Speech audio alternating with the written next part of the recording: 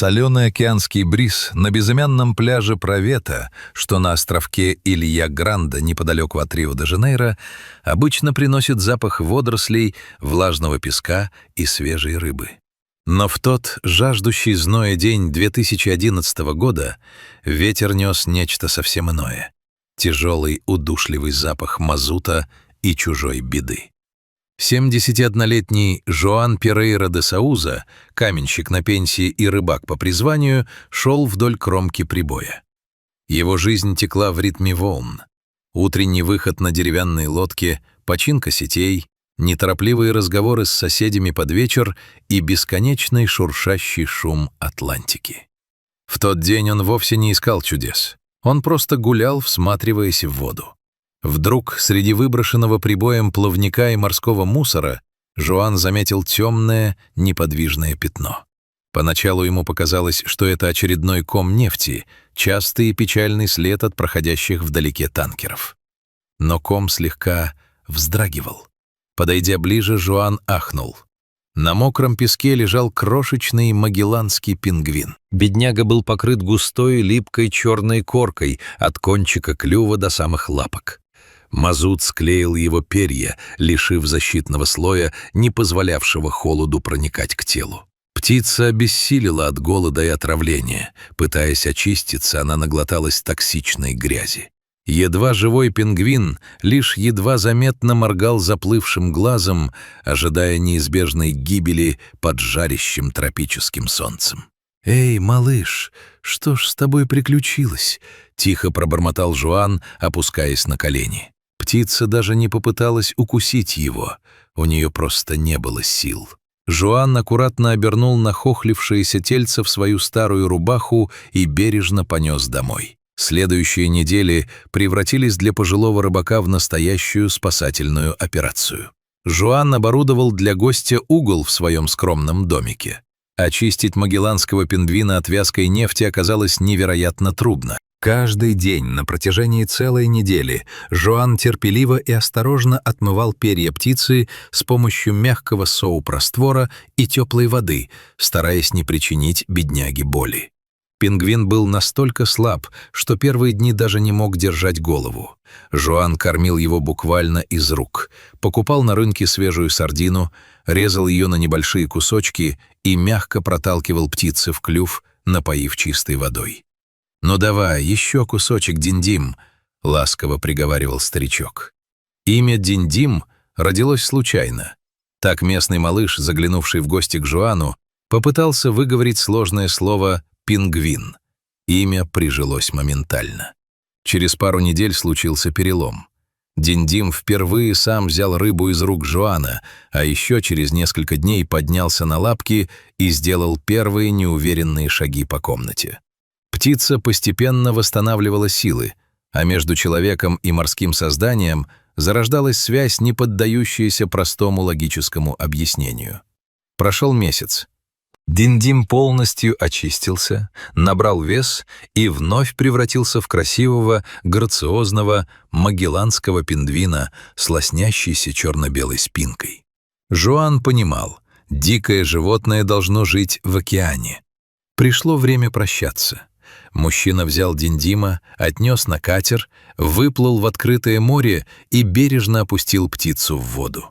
«Плыви домой, малыш, живи», — произнес Жоан с грустью, смотря, как пингвин уходит под воду.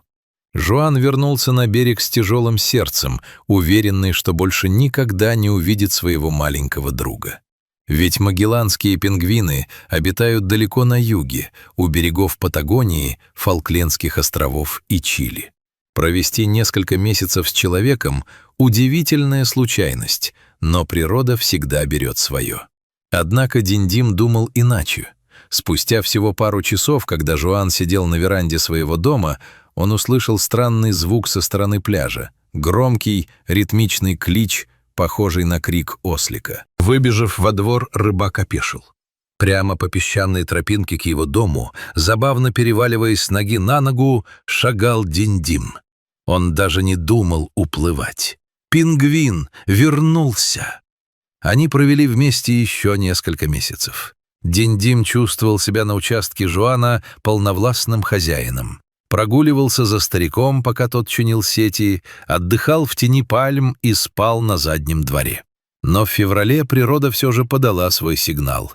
У Диндима началась сброска оперения, естественный процесс перед долгой миграцией. Когда перья обновились, пингвин однажды утром просто ушел в океан и исчез за горизонтом. Жуан проводил его взглядом, вздохнул и подумал: вот теперь точно все. Он вернулся к своей стае. Каково же было изумление Жуана и всех жителей поселка, когда в июне следующего года, ровно через несколько месяцев, на берегу снова раздался знакомый радостный клич. Диндим вернулся. Он преодолел более 5000 километров в океане, бороздя бурные воды, уворачиваясь от касаток, акул и браконьерских сетей, плывя вопреки течениям из далеких прохладных вод Патагонии обратно на маленький бразильский пляж. И все это ради одной единственной встречи. С тех пор этот удивительный круговорот повторяется из года в год. Вот уже 5-й год подряд жизненный календарь Диндима строго расписан. С июня по февраль Диндим живет у Жуана. 8 месяцев полного покоя, заботы, свежей рыбы и купания в прибрежных волнах. Февраль. Диндим меняет оперение, прощается со своим спасителем и уплывает на юг. С февраля по июнь пингвин находится в открытом океане и у берегов Аргентины и Чили, преодолевая в общей сложности свыше 10 000 километров за полный цикл миграции. Эта история постепенно вышла за пределы маленькой деревни Провета. Местные биологи и океанологи, узнав о феномене, приехали на остров, чтобы своими глазами увидеть невообразимое. То, что зафиксировали ученые, поразило научное сообщество. Ученые знают, что магелланские пингвины преданы своим партнерам и местам гнездования. Но подобная преданность человеку — случай беспрецедентный. «Я никогда не видел ничего подобного», — делился впечатлениями один из местных биологов, наблюдавших за парочкой. «Пингвин явно воспринимает Жуана как члена своей семьи, возможно, даже как родителя или вожака. При виде Жуана Диндим начинает радостно издавать громкие звуки и вилять хвостиком, совершенно так же, как преданный пес при виде хозяина. Это невероятное проявление эмоциональной привязанности. При этом характером Диндим обладает весьма недоверчивым. Для всех остальных людей на планете он остается диким, гордым и опасным зверем.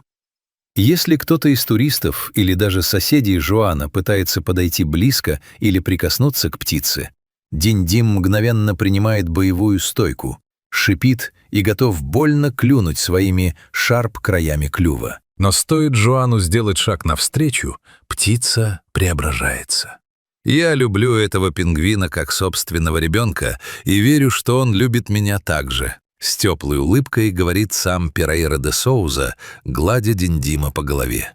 Никому больше он не разрешает к себе притрагиваться. Сразу клюнет, а со мной он совершенно другой. Позволяет брать себя на руки, укладывать на колени, мыть под душем и кормить прямо из рук. Жуан и Диндим стали неразлучной парочкой. Местные жители уже привыкли видеть картину, как пожилой рыбак идет по берегу, а рядом с ним, деловито перепончатыми лапами чеканя шаг, шествует черно-белый спутник. Порой Диндим сопровождает Жуана прямо в море. Когда старик выплывает на своей лодке, пингвин плывет рядом, то и дело ныряя и выныривая с победоносным видом.